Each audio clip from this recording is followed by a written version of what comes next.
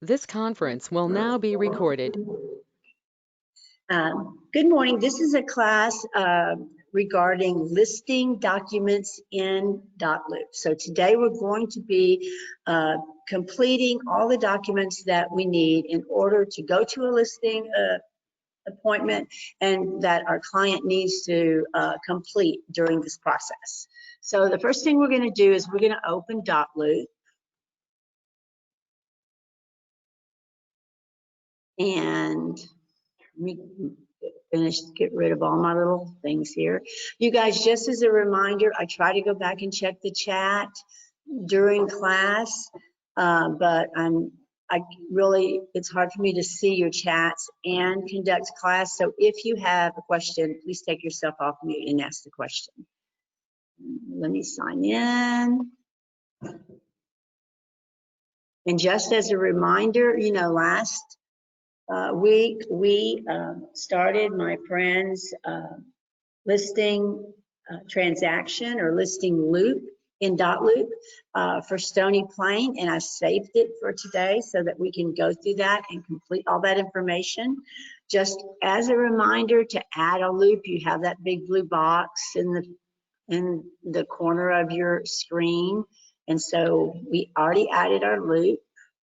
And just as a reminder, we went through the details. When we start with a loop, we go through the details, and the first thing we do is give ourselves a role as the listing agent, okay? And then we add our client information. And I gotta be sure to change that email, because remember I made her the fake email address last time. And then we go down and we fill out the property address. We make sure the property address is there. We can put our financials in, but I don't always do that. In fact, this is a very close friend of mine who has other close friends that are also real estate agents. And I begged and begged to get this business. And so I probably won't get 6% out of it. It's not going to happen. I probably wouldn't get the business. One of her other close friends that's an agent will give her a good deal, and then maybe I won't get that business. But for those of you that are new, you know, that happens sometimes. And Lisa might, you know, I always want to work toward, I don't want to discount when I don't have to, okay? Don't be chicken and think you got to throw money at everything. But there are some times when I know, based on the situation I know, then I might have to discount to get that business. If I know that I'm working with somebody that is a buyer and a seller, I mean, think about it. If you're selling your house, you got to go somewhere, right? Where are they going? That's my first question to someone when they approach me about listing their house. Where are you going? And to make sure that I get that business on the other side, sometimes I'll give them a little discount on the listing side to get the buyer business, because it's highly likely that I'm going to get a total of 3% on the buyer side of that transaction. So sometimes this is pre-populated here, but sometimes I take that out. If I'm going to take that out and leave that blank, I leave it blank at my listing appointment. So for logistics purposes, this is the work I'm doing before I go to my listing appointment, okay? I do a CMA and I fill out all my documents and I take all that with me to the listing appointment. In fact, here, hang on a second. I take one of these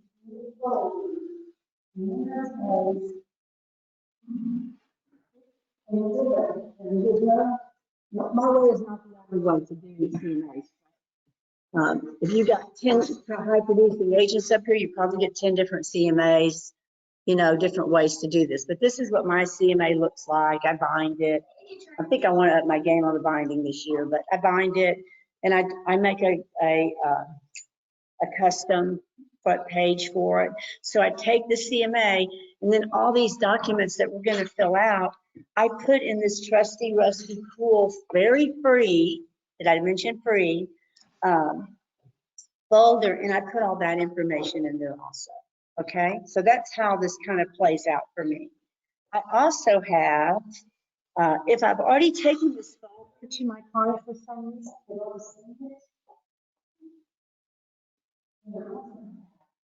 That's a Sheryl folder. That's a Sheryl listing folder. By the way, you need one all about you. And so this is my Woodlands one.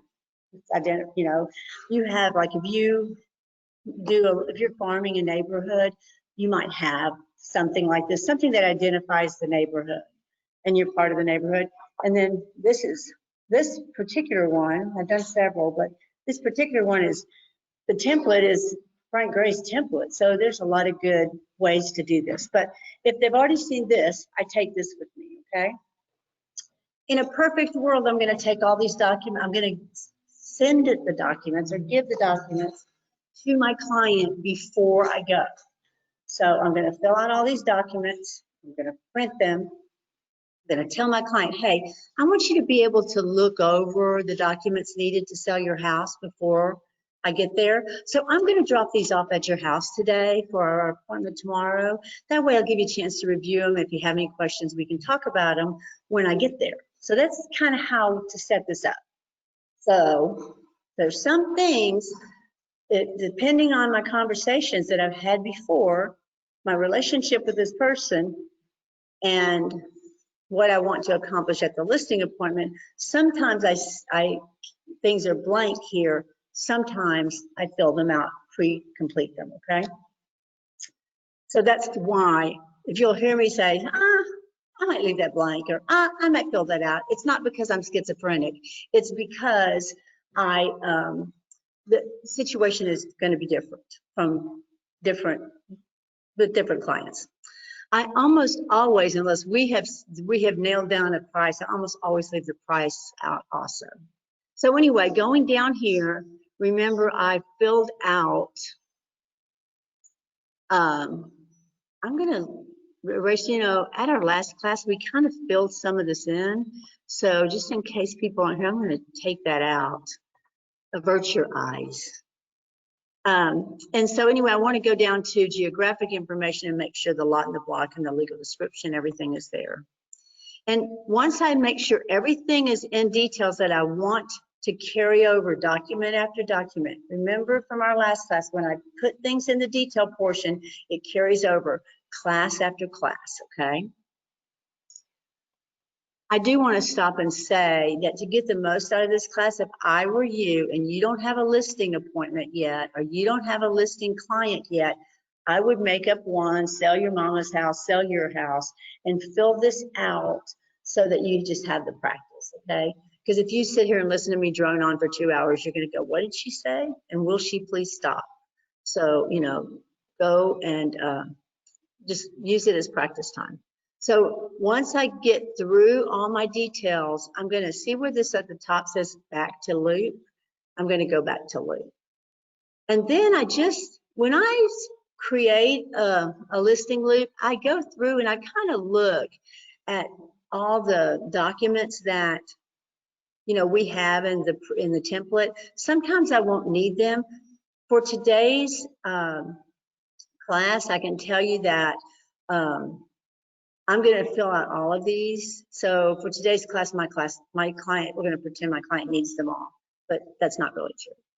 So of course, we always need the, oh, and I need to get rid of this amendment. That's from our last class, isn't it?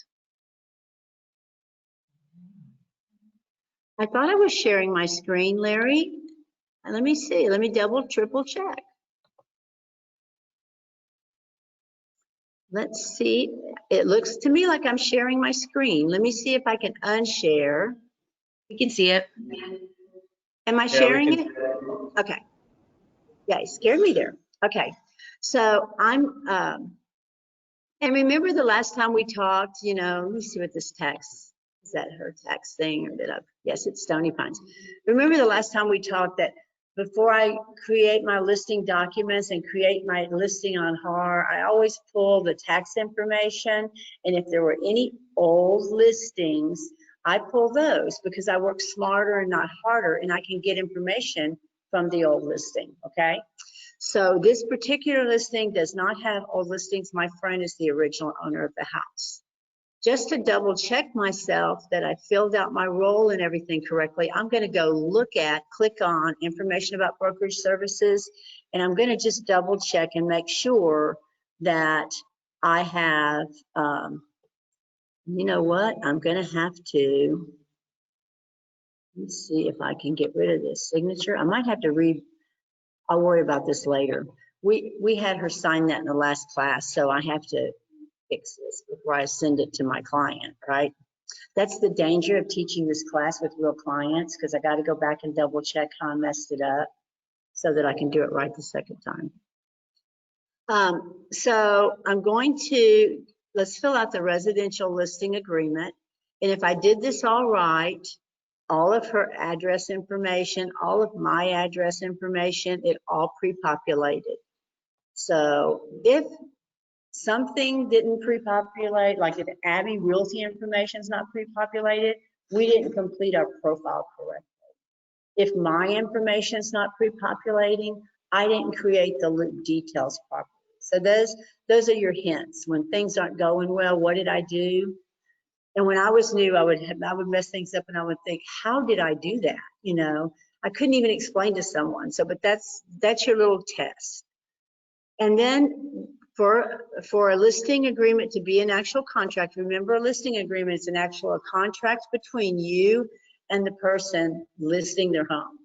So you need to have the lot and block and the physical description of the property, the legal description of the property. Well, excuse me, the legal description of the property, and then below is the physical description of the property. So it needs to you just fill in the blanks. Additional City of Spring in Montgomery County, and also known as 30311 Stony Plain Drive. That's the physical description. 77386. I do not deviate from what's on the tax rolls. Okay, whatever is on the tax rolls, that's what goes in here. Now, I will say another thing. Let me go up and talk to you about the seller, who the seller is. The seller is the legal name on the deed of trust for the property. I find that legal name on the tax information, okay? This is a good example because my friend Lauren was divorced, and she and her ex-husband owned property, and then he passed away, and he's still on this deed of trust. Now, so in this case, I did not put him on here because I went back to her and she has the documentation. The tax rolls just don't reflect it.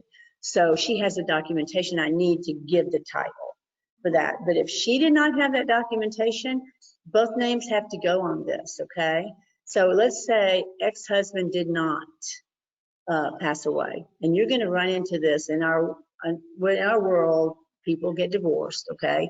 And you're going to run into this where people don't realize their ex, or don't share with you their ex is on the deed of trust. So go back to see what the tax statement says, and you can go and it will show you ownership, what the county thinks who owns that property is who has to sell it.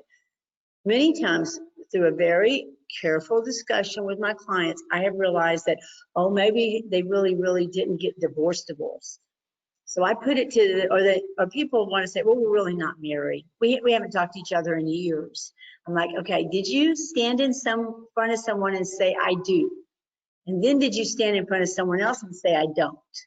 And if that did not occur, then, you know, we need to get it, I would get it straight in the beginning.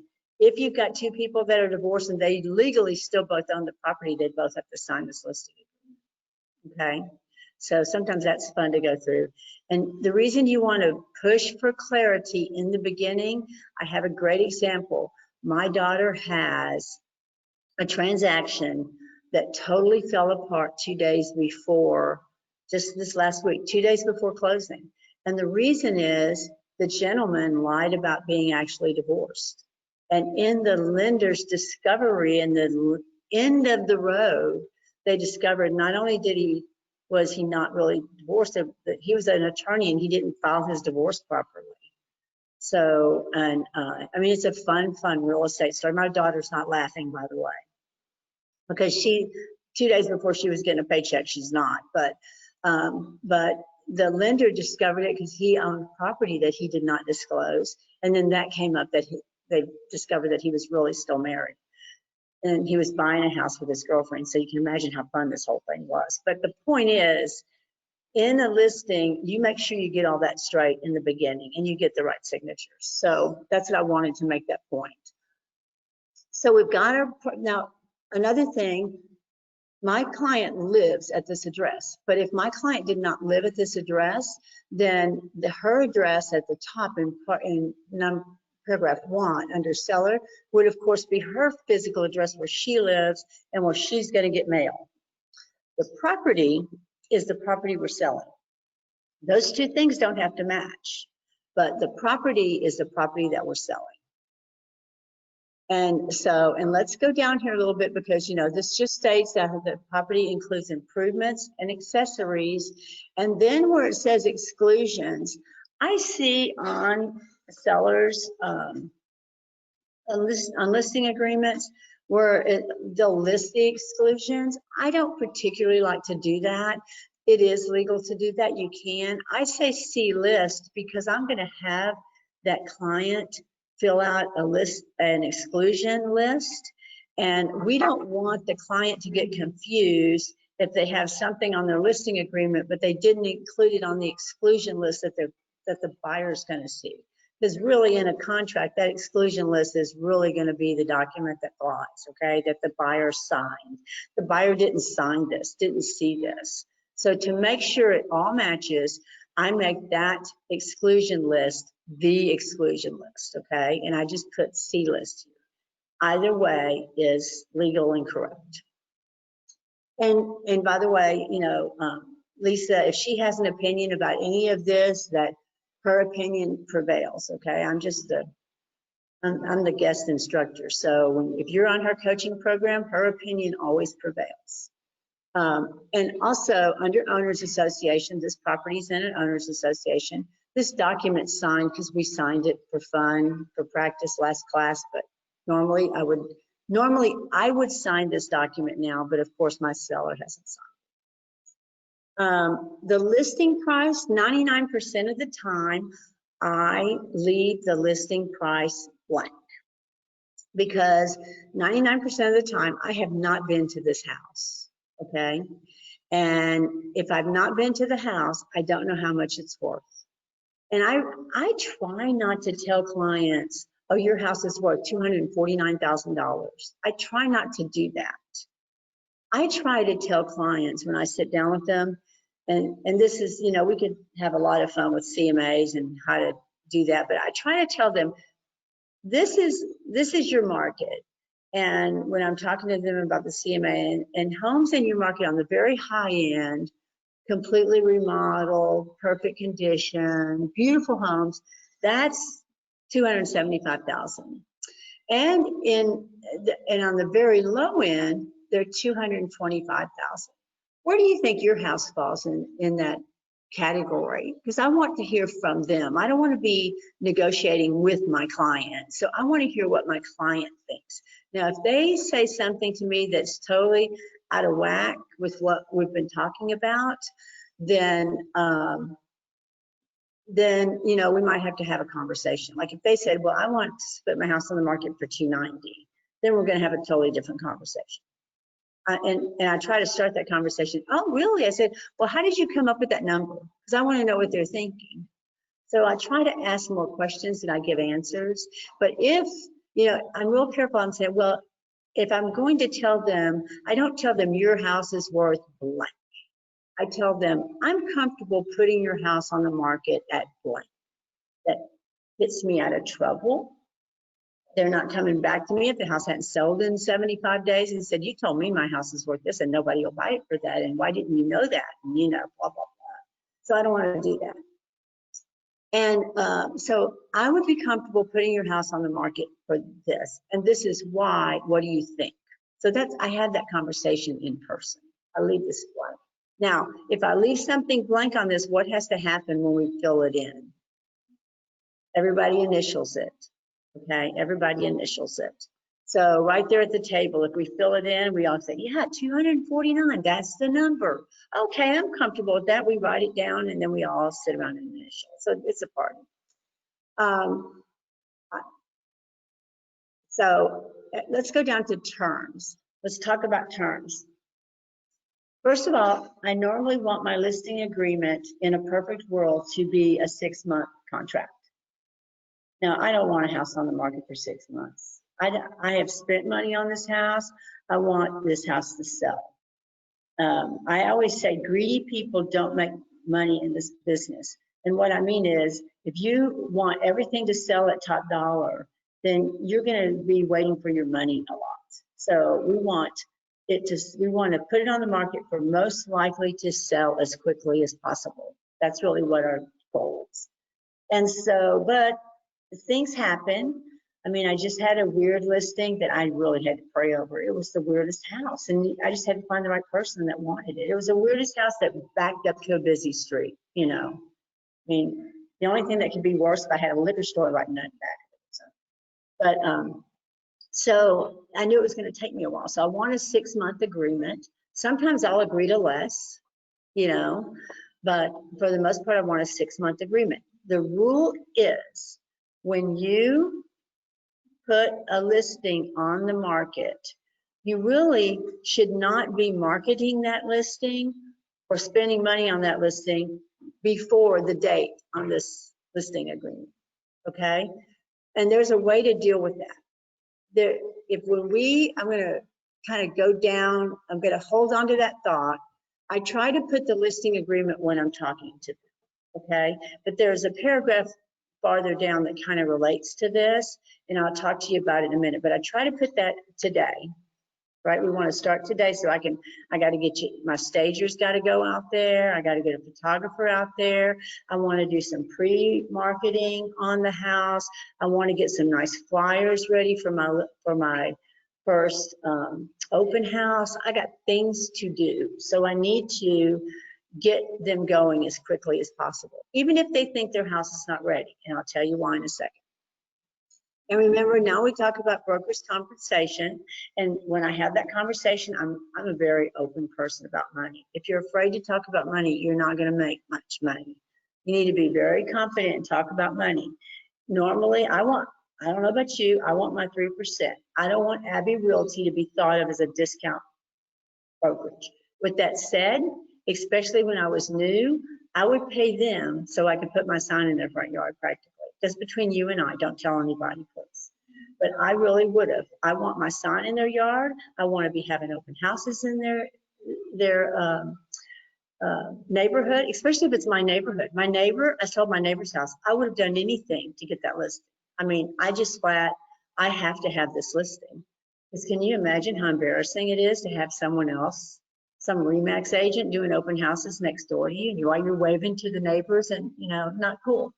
So I would have, and I think I did it for 1%, by the way. Painful, but I did it. But I got other business out of it, so you're not going to lose. So, you know, I have a very open conversation about this. I know if I have, before I get in their kitchen, I know if they're interviewing other agents, okay, number one. I know if this is my good friend and we have 3 other people in our social circle that are agents, so that I can't really talk bad about, you know, they're my friends. And so I know that. So I'm going to have that conversation openly and honestly, and I'm going to have my propaganda ready for telling them why they do that. And quite frankly, I tell them, I spend lots of money on you. And I do. The longer I've been in business, I have the luxury of, you know, that I know that first listing, oh my goodness, I had no money to spend. You know, I did not say I spend lots of money on you because that would have been a lie. But now I can say I spend lots of money on you, you know, so, and I'm going to market you. I market every single week through KV Core, all my listings. And I explain all that to them. I explain, and by the way, they don't know how much a Facebook ad is. The average person doesn't know your Facebook ad is only 25 bucks. So they don't know a KV Core ad's really benefiting you and it's only 60 something dollars, you know, so, but I don't tell them cost, but I tell them what I'm doing. You know, we're going to have drone photos in here. I do a Matterport tour. I've got the stager. I sell what I'm doing. And so I'm going to spend thousands of dollars on you. And that helps them understand this process.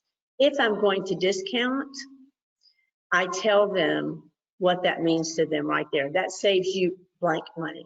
I mean, that sounds big. I just gave you $2,500 if I discounted on a $250,000 house. If I discounted 1 point, I just gave you $2,500. So I'm giving you back $2,500, and that's, I tell them, I'm not afraid to talk about money. I don't want to dwell on it, but I'm not afraid to talk about it. So it also talks in here, and this just tells us this. Going through this talks to them about broker's compensation, and it talks to them about how that's paid, okay? And by the way, Michael Hughes has an awesome contracts class. I'm not here to define everything in a contract because I'm not a lawyer. I'm here to help you fill out the form, okay?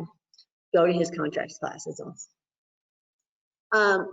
Under protection period, I don't know why that's got a funny, I'm gonna have to ask Lisa about the template on this. It's got like a funny X0. I always put 30 days because what this means is, let's say they fire me. Never been fired, but I want to, change it. Oh, Wandy, hang on a second. There you go. Oh, watch this. I'm editing the form. Remember we signed it last week? Now it's saying you're gonna, no more signatures, Cheryl. That's one way to get rid of the signatures I don't want. So I had this protection period for 30 days, and I'll tell you why. Let's say I get fired, okay? And it happens, by the way, it happens to the best of us. It happens usually when someone's house won't sell, won't sell, won't sell. You've been telling them to lower the price, lower the price, lower the price, didn't sell. Some other agent comes in there and tells them to lower the price, and they lower the price and it sells. So, you know, it happens from time to time. But this protects you. So let's say you have a listing. Danielle has a listing and didn't work out, Danielle, I'm sorry. The end of your, it's at the end of your listing agreement, and the client wants to get another agent. But I showed up 10 days before your listing agreement ended, and I came to your open house and I said, I want to buy this. And then 5 days later, after the other agent has the listing, I come across and I say, here's the contract. Well, guess what? You have a protection period, so that protects you for that time frame. So that's why. It's if you initiated a purchase during your listing agreement, this gives you a protection if someone buys after that, okay? So that's kind of what that's for. So I put 30 days. And then I put, on my listings, I put Harris/Montgomery because it doesn't matter to me if the closing's in Montgomery or Harris County. And maybe you're in Walker County, and maybe you Walker, Montgomery County, you don't care where the closing is. Now, I'm gonna go down here to listing services. Okay, this is the part I want to talk about. Let's talk about number 6. Number 6 is listing services. And listing services is what it's saying is when you're going to put it on MLS, okay? And you have a choice. Remember when I said your listing starts today, but my client's not ready. We've got things to do. So here's what you can do. Under listing services, you have 2 choices. If you choose, you're going to choose one. So A, filing, seller instructs broker as follows. The broker will file this listing with one or more MLS services, HAR, according to the following. So you check that box, and then you're going to check one of these 2 boxes. The first box says that you're going to put this on the listing service within 5 days. Now, I don't know about you, but I have yet to be able to do that the day I sat down at the table, because I'm looking around and there's dirty dishes in the sink, and Lord knows we got to do something about this carpet, and the kids have put nicks on the walls. We got to do some touch-up paint, and you know, I really need to help them with their curb appeal. Okay, that's usually what happens in real life. So I like B, because under B, I can put up to 30 days. I can put the seller instructs broker not to list this with one or more MLS services until, give yourself 2 weeks. You know, you and the client sit down and talk about when you will be ready to put this on MLS. So you can put up to 30 days, and then I put down there why, because for seller to prepare home for purchase is what I put, or seller to make repairs or something like that. So, so that's how I do that. So I want my listing to start today because I want to be able to start marketing coming soon and start helping them and get us, I want a sign out front, I want all that. Then I can put when we're going to actually put the house on the market. And I think that the max you can put in there is 30 days. So any questions about that? Are y'all okay online? Did y'all fall asleep?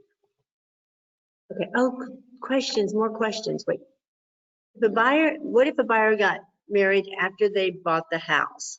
Oh, that is a good question. Buyer is the only person on tax record. Does spouse need to be on the paperwork? If the spouse lived there, this is really a legal question, but I think I know the answer, so I'm going to answer it. If the spouse lived there as their homestead, I've got two good examples. My next door neighbor, when I sold their house, she was married. She owned the property before they got married. He never lived there at all, and he never lived there, counted it as his homestead. So he did not have to sign. And that was at title, he did not have to sign.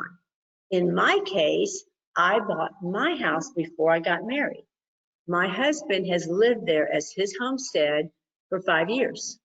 So if I were to sell, he would have to sign the deed of trust and agree to sell the house due to community property laws. I can't sell another person's homestead in my family without their consent. So I can't sell my spouse's homestead without their consent.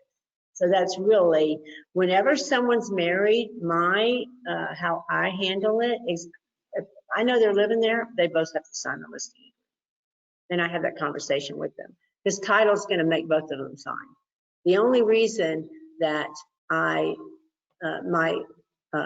neighbor did not have to do that is the man never lived there at all. He had his own home, his own homestead, and so it was very much a proven fact that it was not his home. So that's a good question. Okay, so we got down to when we're going to put the house on the market, and then also, there is this one, like, broker will not file this listing with any multiple listing service or any other listing service. If for some reason your client does not want their house on a listing service, the only thing I can think of is if maybe you are doing an off-market sale of investors. Maybe you have an investor partner as is, investor partner, and you're going to take the listing and your investor's purchasing the house. That's the only thing. And it's never going to go on MLS.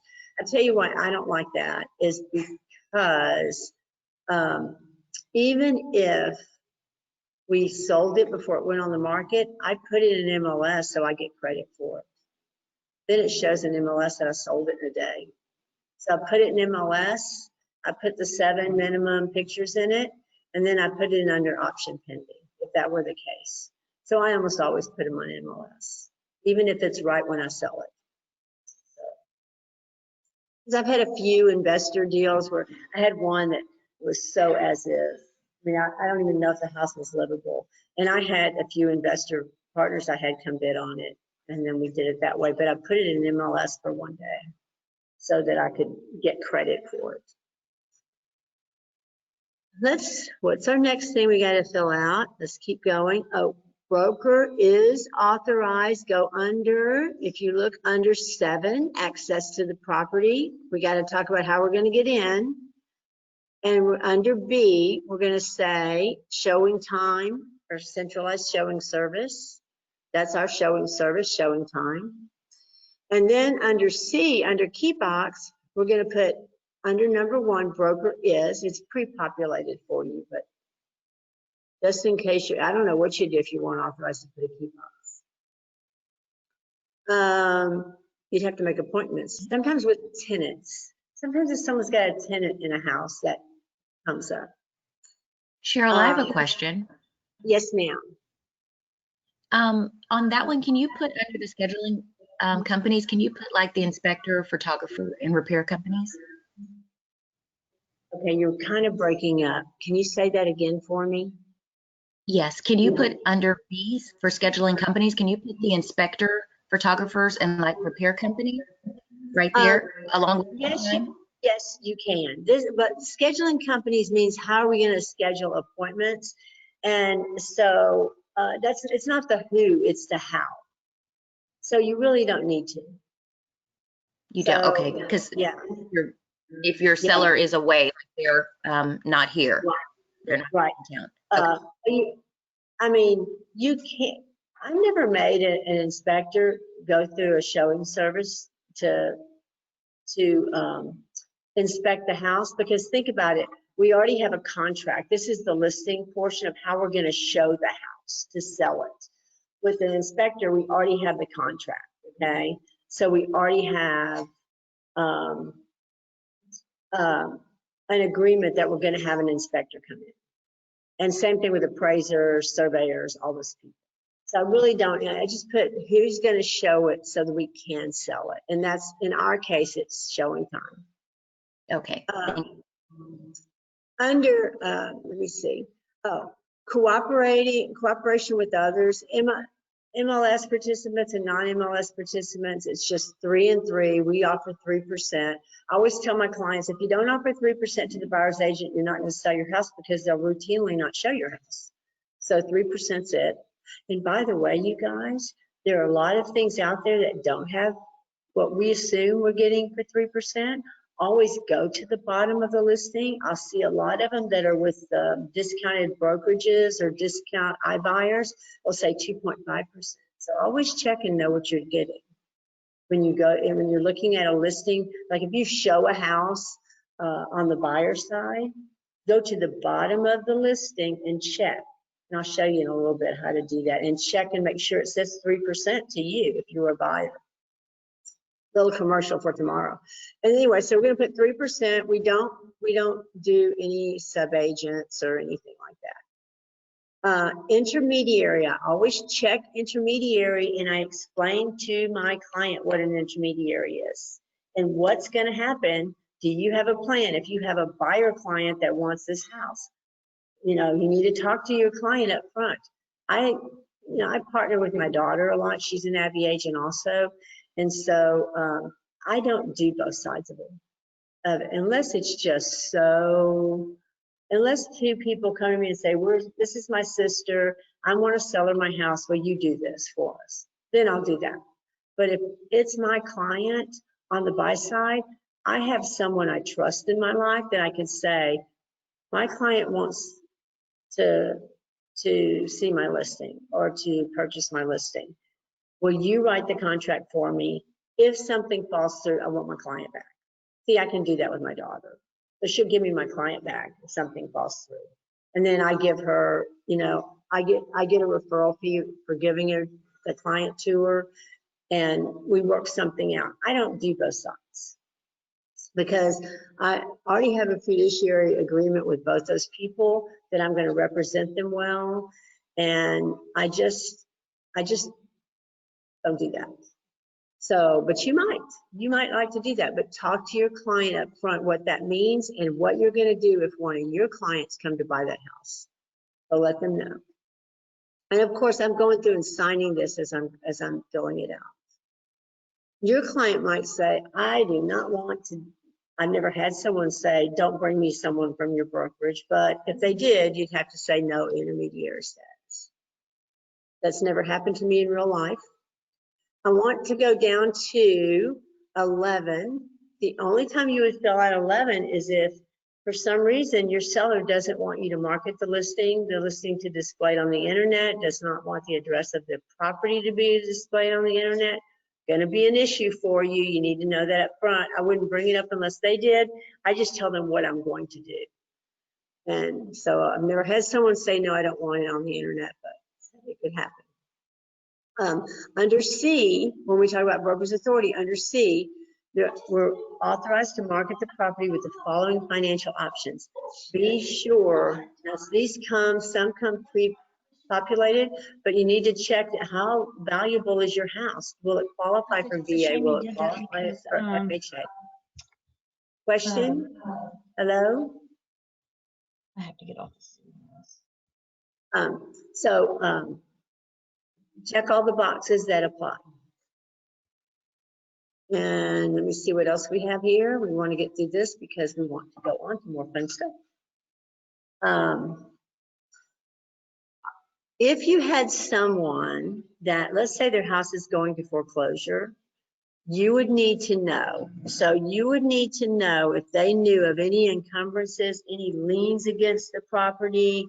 Hey, am I in foreclosure? You need to know this, and this is where this comes up.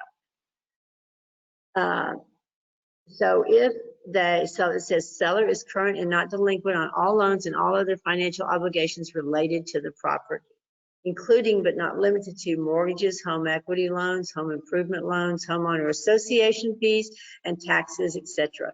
You need to know if your client is delinquent on their taxes or has an HOA filing against them. You know, HOAs are very powerful. The HOA could have put this into foreclosure.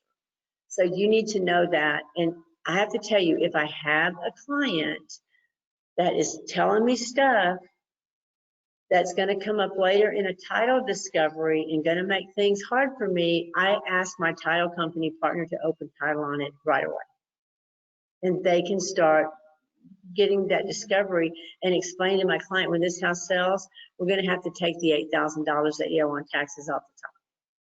So we need to know that's important in their net. And then we put it on there because they understand that conversation. Okay, the I is if you're doing a reload. And if the relocation property, if the relocation company actually owns the property, or the employer actually owns the property. Sometimes the employer will buy. If you're working for relocation companies, you have a right. So they picked their agents.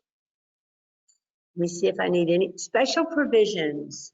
There's very little reason to put anything in special provisions. I have done this job and has worked as a transaction coordinator for many years, and I can tell you, I have yet to put anything in special provisions. There is a form for that. I mean, if anyone can think of, I can't even think of a good example for class to put in for special provisions. So if anyone has a good example for what to put in special provisions, help me out and tell me what it is, because I have yet to use it. There's always been a form for that. So let me see what else. Addendum and other documents. If you have other documents this person has to fill out in order to sell their house, you need to tell them now. So for instance, if their house was built before 1978, you got to click C. They need that. And of course, the seller's disclosure notice, you're going to click that in most cases. This house is, if your client has a survey, then they need to fill out a T47. So that would be part of this contract. The MUD's going to be part of the contract. Let me see what else is going to be always and forever true. If they have, like if you're selling property, rural property, and they have on-site sewage. So anything that applies, we're going to click here. That's always, if you have a tenant in place, get a key box authority signed by the tenant. That's something people forget. Cheryl, I have a question. Yes, ma'am. Where do you disclose if you're related to the seller? That's in the contract. There's not a place on the listing agreement, because this is a contract between you and the seller, and y'all already know that you're related. Okay. So, but it's on the contract, and tomorrow when we fill out buyer's docs, I'll show you on the contract. Okay, thank you. Yes. but you don't need it on the listing agreement.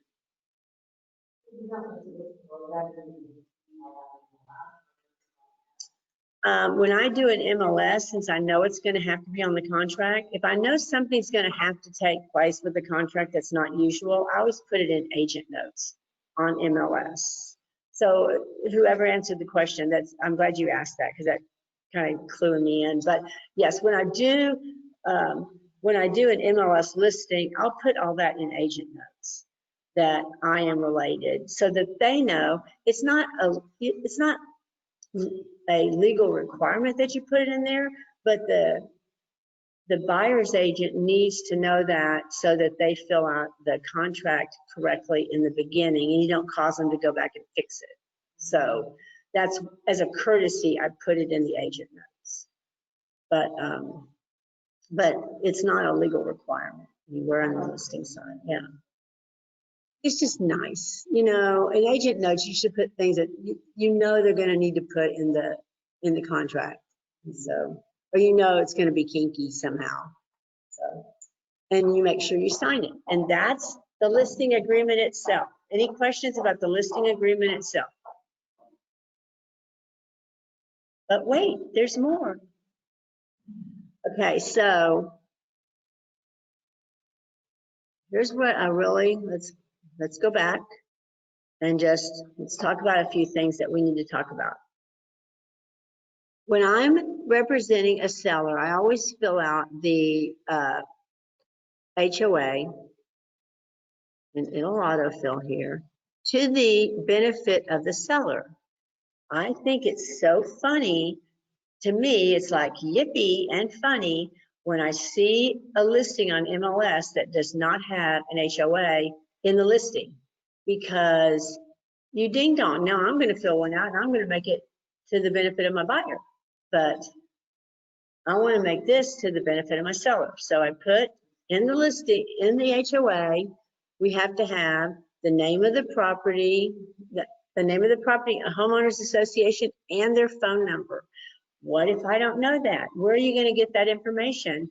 From your seller. And your seller, there's a couple places from the seller. They're going to put it on the disclosures. They're going to need the information for the disclosures. A couple of ways I do this, depending on which makes sense at the time. I ask my seller, could you give me the phone number for your HOA? If I don't have that, and I want to fill this document out before I meet them, I go to MLS and look for any other homes around that home for sale and get it from that. And then I confirm with them. Let's say I got it off of MLS. Sal had a listing right down the street. So I looked at Sal's listing and I see that it's ABC Homeowners Association and the phone number. And so I'll go ahead and use that. But when I get to my meeting with my client, I'm going to double check that I got my information right. This is what I have for your HOA. Is that correct? So I'll put the HOA on there. And then what I do is, if I'm filling this out for the seller, I'm going to pick number 3. That the buyer has received and approved the subdivision information before signing the contract and does not need an updated resale certificate. And then I'm going to give them as much information as I have about the HOA. So if I have the HOA's declarations and all that, I'm going to give it to them, okay? Or I can do this. Number 4, buyer does not require delivery of subdivision information. Just number 4 done. Now, when I get down to fees, listen to what the fees say. Except as provided in paragraph A, D, and E, buyer shall pay any and all association fees or other charges associated with the transfer of property not to exceed blank. Back in the olden days, I could stick $250 in there and call it a day, because it usually costs about $100 to $250. That's what a HOA would charge to get the resale certificate and move on. Because many times, even though this might say no, we don't need it, the lender requires this resale certificate. So the lender's going to require it. So they might not require all the HOA declarations and everything, but they'll require the resale certificate. So under C, I used to be able to stick $250 in there and call it a day. Not so anymore. HOAs charge a lot of money to transfer. Some of them charge, like a good example is, Jacob's Reserve, close by here. They charge $450 to get the search, and then they charge the buyer another $2,000, my favorite word, capitalization fee. And so a lot of new HOAs are charging crazy transfer fees, and I don't want my seller to get caught up in that. So I will call the HOA now, especially if it's a newer development. Let's say they've built 2000 and beyond, and ask them, what do you charge to transfer? What's your transfer fee? And I will put it in here because I want my buyer to take it, to absorb that fee. And most buyer's agents don't even look at these. They won't even die on that hill. You know, they'll just sign it. Here, sign it. This is what it's going to cost you, sign it. So I save my seller some money there. So that's why I pay more attention to this, and I pay more attention to the HOA. We used to, in the olden days, just fill this sucker out. Done. I filled it out. Check the box. But now you really need to pay attention because people get charged a lot of money to transfer an HOA. Most D.R. Horton communities that are coming up, their capitalization fee is anything from $1,500 to $2,500 at closing. And if your client's cash poor, you know, that's tough go. So pay attention to this. Spend a little time. Find out what your HOA is. Find out what public information you can just pull the rules and regulations and stick it in the MLS. You saved your client so much money. Well, that's a good song. No, you're good. No, it's not like it went off in church, so it's fine. And have your client sign it. You're going to put this on MLS. No, do you want to save it? No, I don't want to save that. No, I don't want to share it. I just want it to go away. Okay. The next thing I want to talk about is I want to skip down here because I want to make sure. Where is my?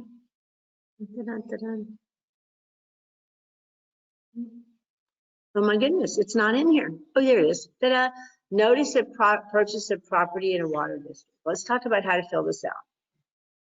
This one's, I think, is the hardest one. I kind of stumble over this one. So, you know, and by the way, Michael Hughes does a great job of doing a class on this. When he does his class, go to this class because water districts are kind of been a little bit difficult. If you don't know how to find what water district your property is in, let's go, let's practice.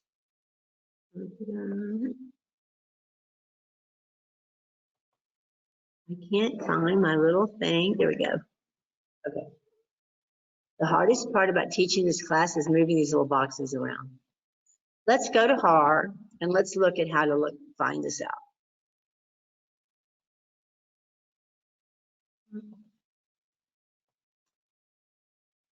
Well, I should have had this logged in before we started. Okay, so when I go to, I've read this. Okay. When I go to public records, there's a couple places. If I already know what MUD district a property is in, I can go to the MUD bond information. Or I can go to the tax information. And by the way, just as a reminder, when we go to tax information, I like to go to Matrix. You can do one of two things. You can go to the old listings and click on tax, or you can just go to Matrix tax and put in your owner's last name. I think this is going to be a mess. Your owner's last name.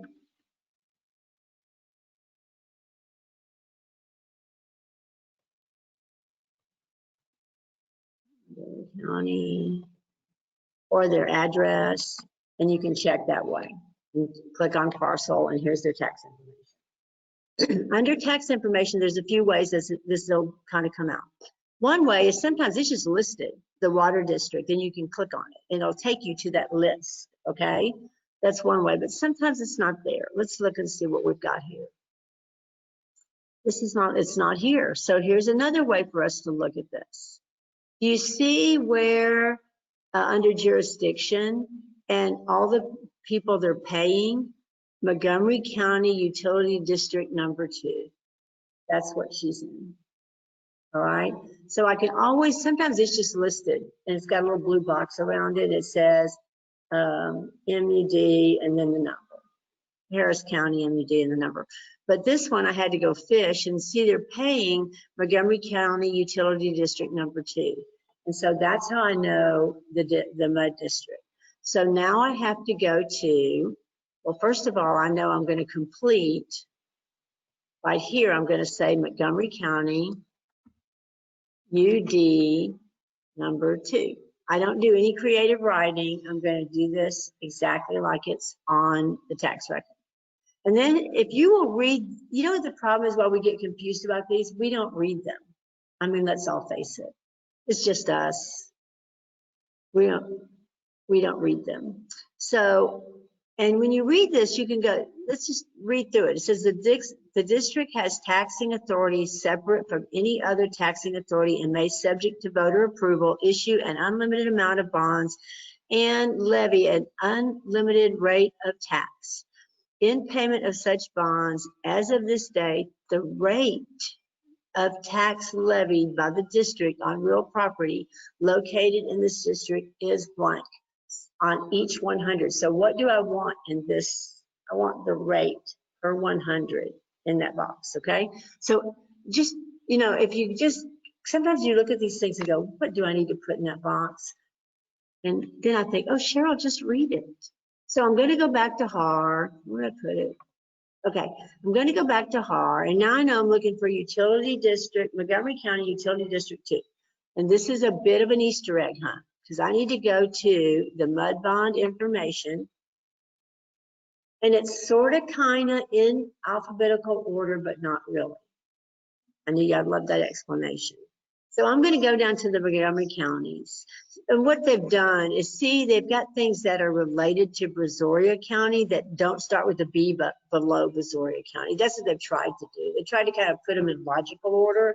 So we want to go to Montgomery County. And there's Cinco, there's Fort Bend, there's a lot of them.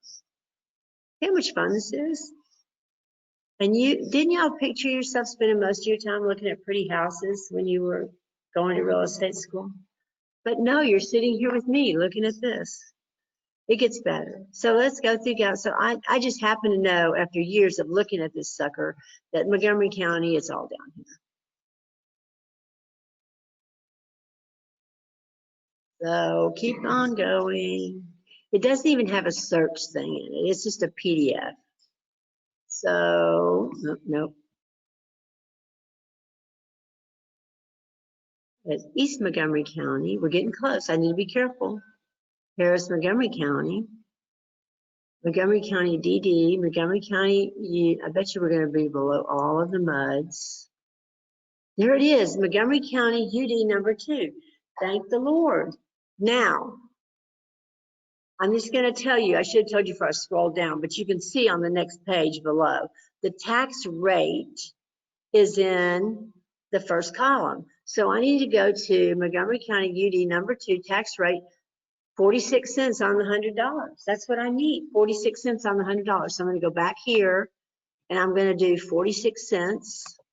So dot 46 on each 100 of assessed value. Now let's see what goes in the next blank.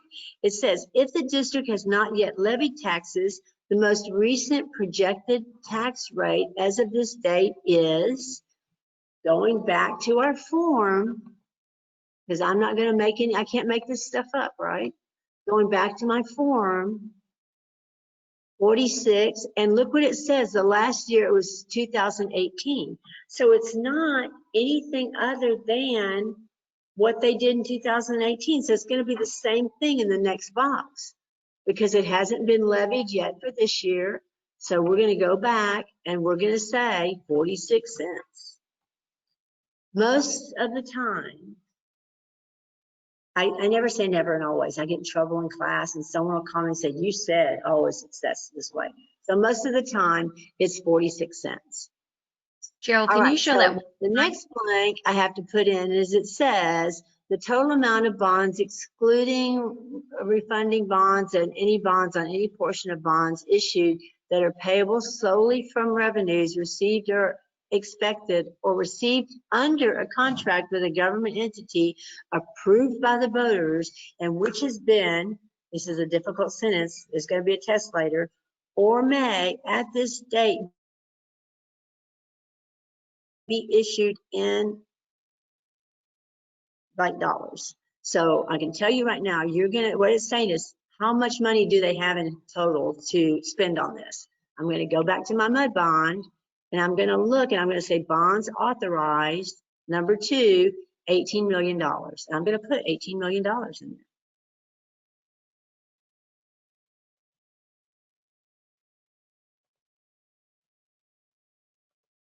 So I'm going to put $18 million because this is information. Guess what happens if you don't fill this out, guys?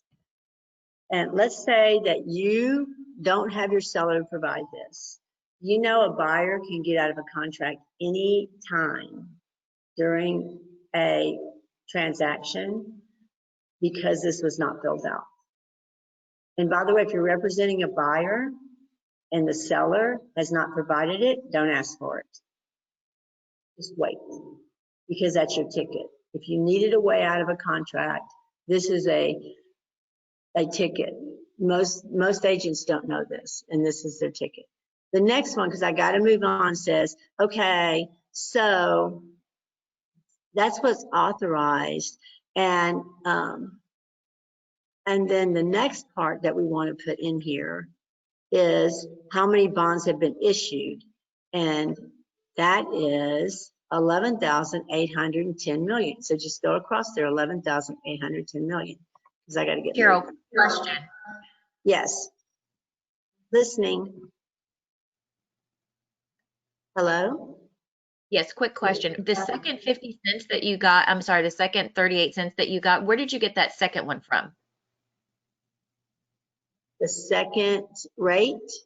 The second rate, 46 cents. It's the same as the first, because it's what this is saying is if we don't have a number for this year, which if you look at all this bond information, it's not for this year, then what is it? And it's always reverts back to this. So really, this number almost always goes in both blanks, the rate. Does that make sense? Yes. I'm glad it makes sense. Thank goodness. Because this can be really hard. So, and again, there's a much better legal description. Michael spends a whole hours on this. Now, standby fees. We don't have standby fees. So most of the time, the standby fee is going to be an A. So we just put an A in here. Now, let's talk a minute about where are you, okay? So if you are in the corporate boundaries of a municipality is like a city. The district is located in whole or part of the corporate boundaries of the city of blank. The taxpayers of the district are subject to the taxes imposed by the municipality and by the district until the district is dissolved. By law, districts located with the corporate boundaries of a municipality may be dissolved by a municipal ordinance with the consent of the district or the voters. So they can dissolve your water district and make it City of Conroe water. That's what they're saying, okay? So if you're in City of Conroe, this would be true, okay?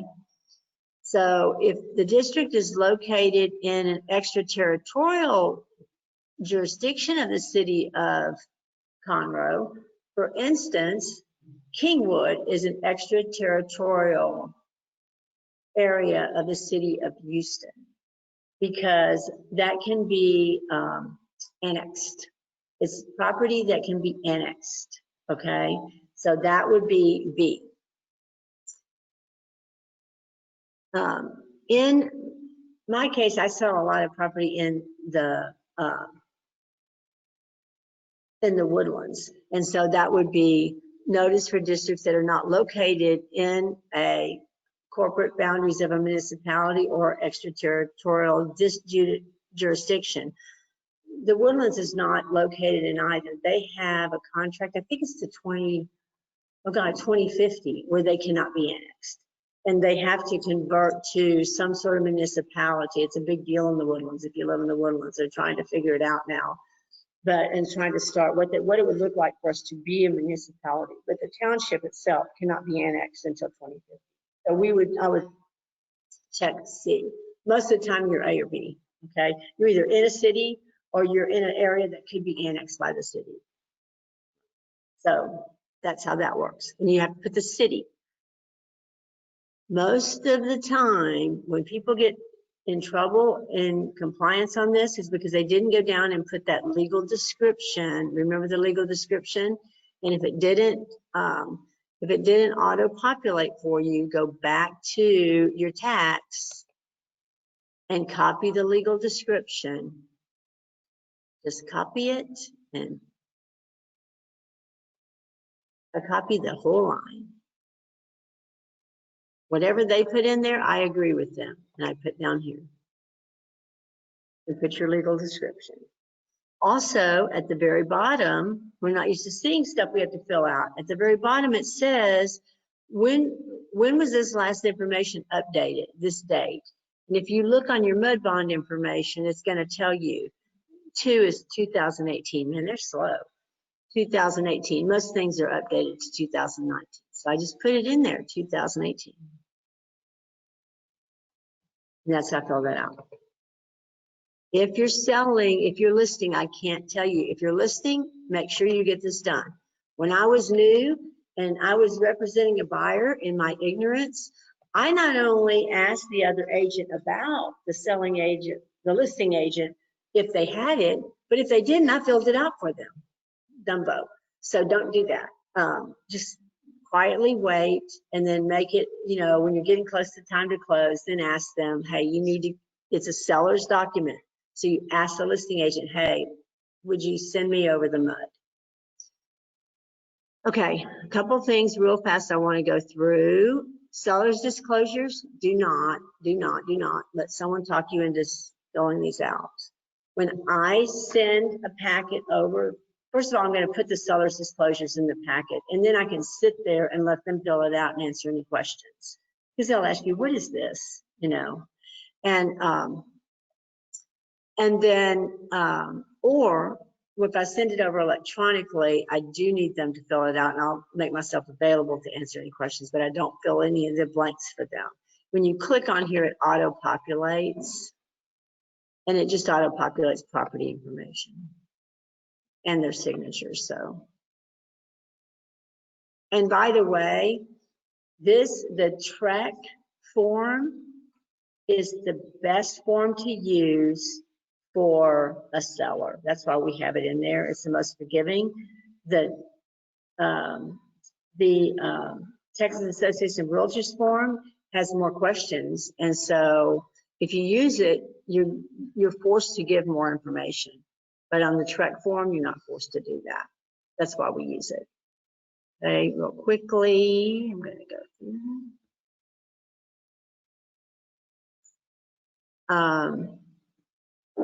We got the HOA, we've got our disclosure, we are not associated with any residential company, so we just put listing broker is, oh, we are. I'll be darned, I did not know that. That just changed since the last time I looked at it. So it says listing broker sells, receives compensation from the following residential service company. It is American Home Shield. I did not know we received compensation from them. I have to go find out about that. Anyway, so because of that, we are now listing it, and you need to have it signed. I'll be darned. So that's new, Cheryl. So hello. Yes. Hey, Cheryl. I was going to speak about the American Home Shield. if you have all the sellers and buyers information filled out, you can get, a payment for that, but it has to be filled out completely. So some of the agents are missing that. That is new, but just so other agents know, to get the payment, that's what you need from American Home Shield. I'm so struggling with understanding you. So you're saying that you're seeing them not fill it out or not having their buyer sign it? Wait, say that again? I didn't understand what you said. Okay, yes, so that's new. And if you have the buyer's information all the way filled out and the seller's information all the way filled out when you submit, you can get that compensation. So that is new, but all the information has to be in correctly and fully. Okay. Okay, I was just like surprised to see it. I was like, oh my goodness. Yes. But that's why you have to read these, y'all. It can change on you. And by the way, when you do this over and over again, you will be guilty of not doing that. Oh, I know what that says. So there you go. See, I got caught. So yes, so fill out both the buyer information. So what you're going to do is you're going to fill this out now in this scenario, just on the listing side, and have it available for in your documentation on MLS so that the buyer side can be filled out. Okay. And then I almost always have someone fill out an exclusion list. Be careful in our day and age now, what's going to happen to the Ring doorbell? What's going to happen to grandma's chandelier? How about that mirror in the bathroom? The most important things that we see over and over and over again, the televisions that are hung on the wall, attached to the wall with the brackets, those things are, sometimes can be pricey depending on the kind they have. So with all that equipment, what's going to happen to that? Is that staying or going?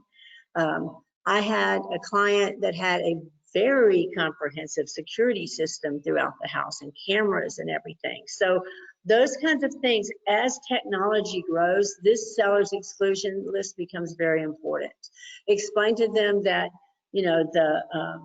their curtain rods are attached to the wall. What's going to happen to curtains? What's going to happen to curtain rods? You're removing those curtain rods. We need to fix the wall where they were. So things like that we need to talk about. I haven't had a house that I didn't need something on an exclusion list in this day and age. And then the next thing I want to talk about that we need to make sure we have filled out is the authorization to furnish till a RESPA. And by the way, that used to not auto-populate. Let me make sure it auto-populates to everybody. Yes, and make sure that you auto-populate to both sellers. And then it should just, almost everything should auto-populate on here. But every once in a while, both sellers don't.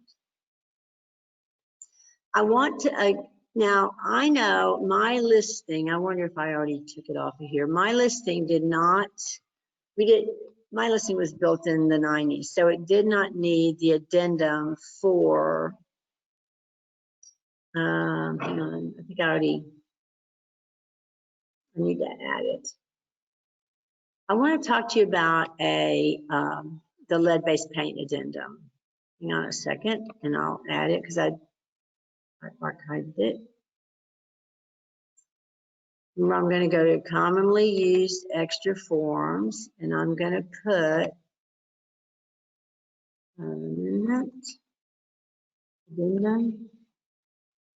addendum concerning lead-based paint. There's the pamphlet. I need the actual addendum. I'll take the pamphlet and then let's look for the addendum.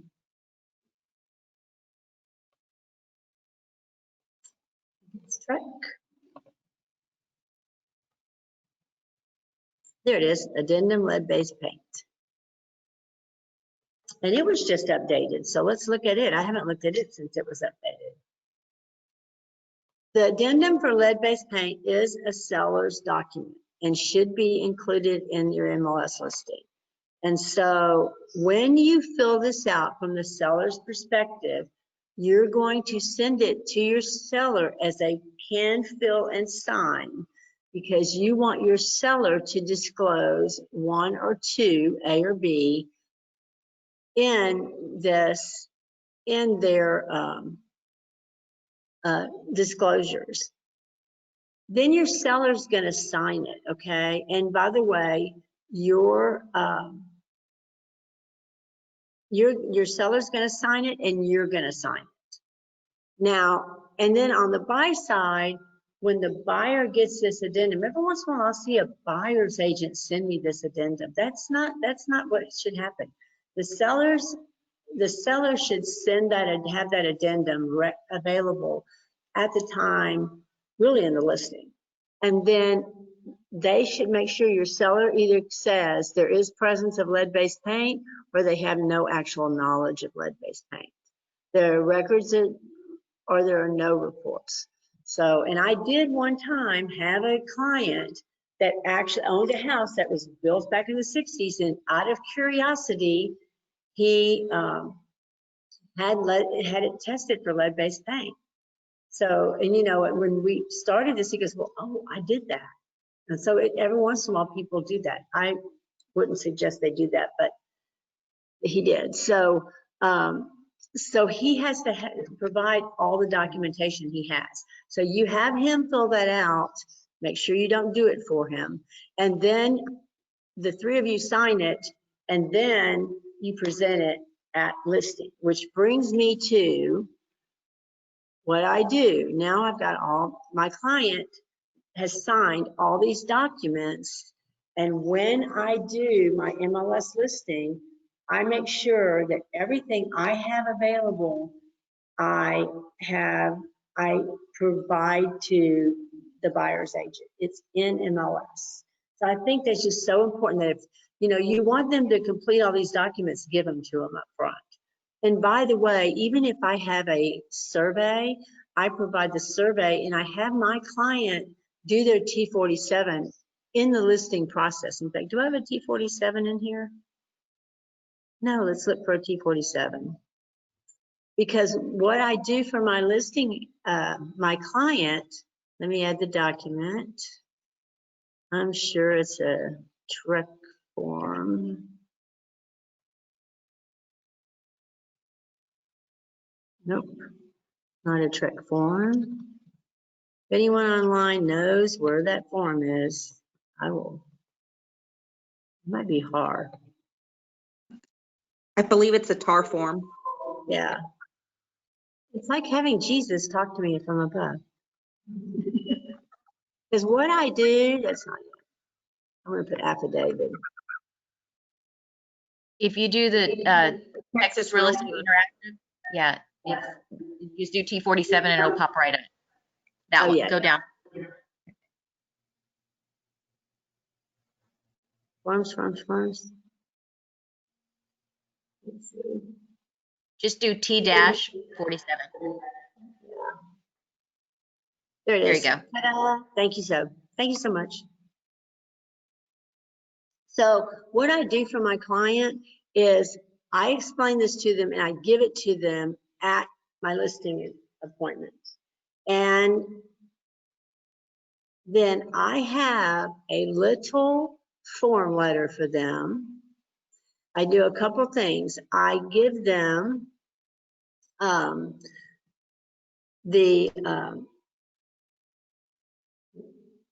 give them the date that's on record that they've owned the house, okay? So I go to the tax statement, and because they don't, half the time they don't remember the date, but I can see the date that they purchased. Where did it go? Look for history. I can see the date that they purchased. If I go down in history, I can see right here that am I looking at the right house? I'm not looking at the right house, am I? Oh, good Lord, no, I'm not looking at the right house. You got to be careful. Let me go back to my record.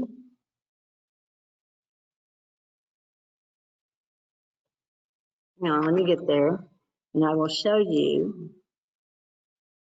I fill out the date that they purchased the house, and then I give them a form letter that I created that shows them where to put, and why did I, here we go.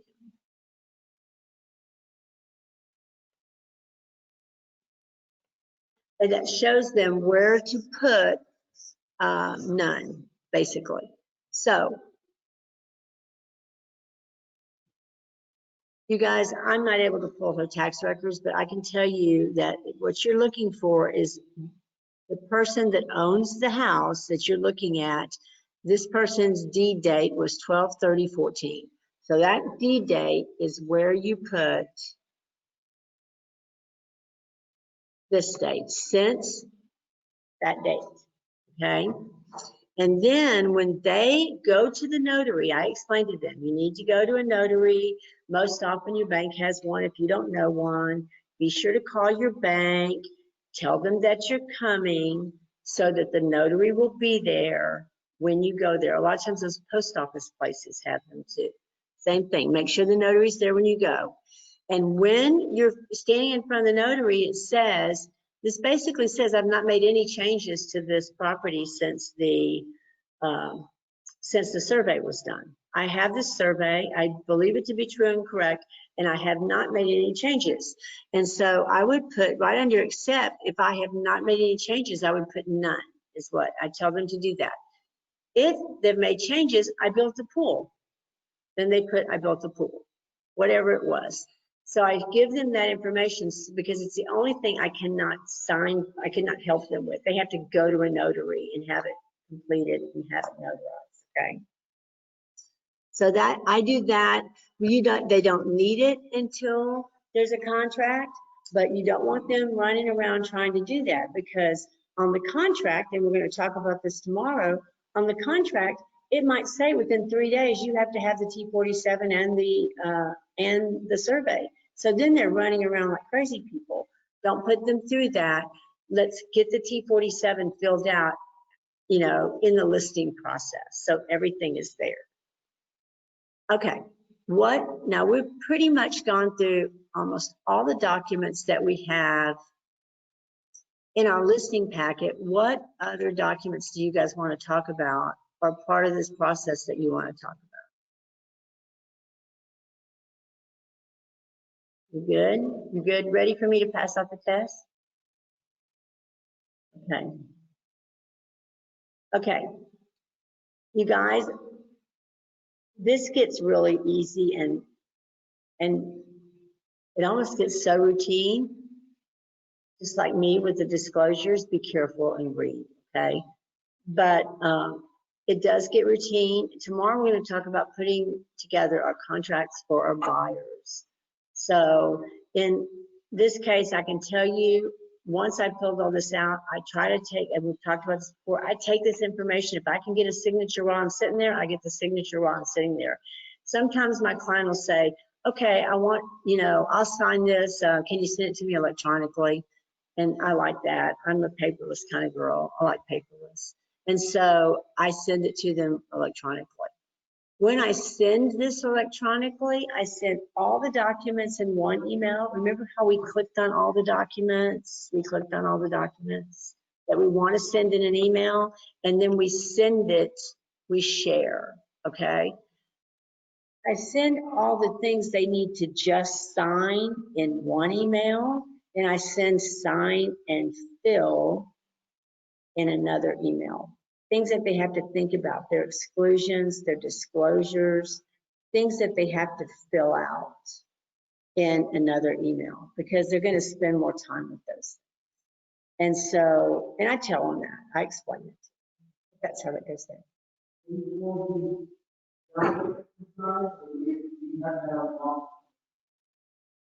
I'm sorry, can you?